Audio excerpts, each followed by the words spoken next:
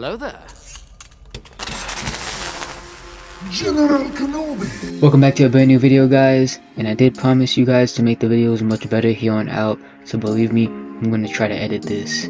This video is going to be one part of a potential 3-part series, but for now, it's probably just going to be 2. This mini-series is going to be about the development of a new game I call Buckets.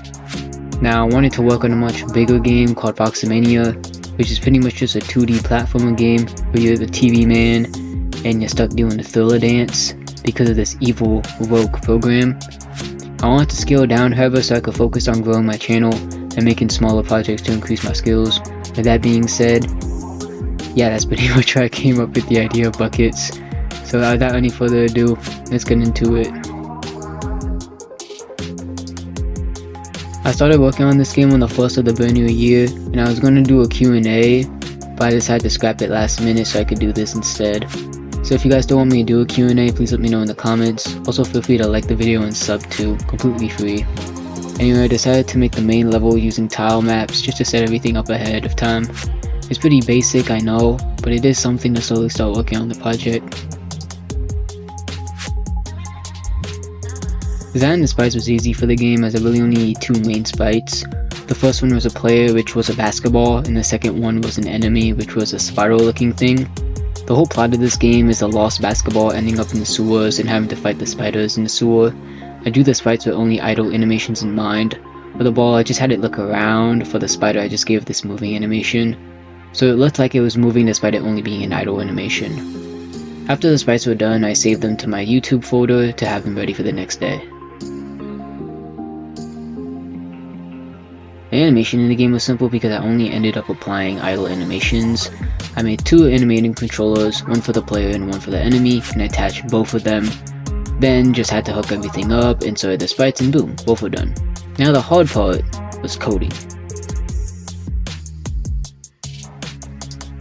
Now I have a confession. Despite me making a game, I do not know how to code like that. I can read and understand code, but when it comes down to making my own, my mind just blanks. I honestly do not know.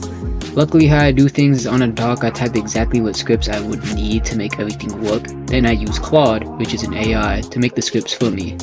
For this first part, I only needed 3 scripts, that being the player movement, player health, and the enemy AI, which also had health for the enemy too. The player movement script was easily the hardest one because it required a lot of troubleshooting. For starters, the code generated only worked with the old system, so I had to change that in Unity, and I thought I did change it already, but apparently not.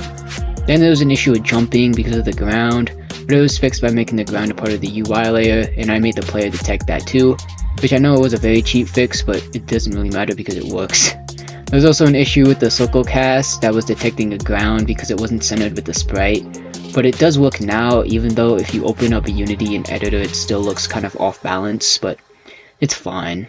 It doesn't matter. With the hardest part out the way, I only really need the player's health and the AI for the enemy. The player just had another hitbox that detected when it was hit with the enemy collider, and I was able to test it with the enemy too, because even though I didn't hook anything up with the enemy was still present with all its colliders in the scene, so that was pretty good. Overall, it was pretty easy work so far, and now it was just time for the enemy AI. When I first imported the script, it was kind of tweaking out because how the enemy AI works, that it detects walls and ledges so it doesn't completely fall off the map for whatever reason. The issue with that was that for some reason the AI decided to default it at a very low range, so the AI was kind of detecting the enemy's own collider, causing it to kind of tweak out in place, but it was a really easy fix. I just had to change it in the inspector. The spider was probably the thing I was most proud of because it just looks really good in game, and it also has a clean death too, because if you jump on it, it just flashes red before disappearing. I probably might add that to the player because honestly, when it comes down to the player getting hit and getting killed, it just plays a sound which I haven't even hooked up yet, and you just do the game over screen.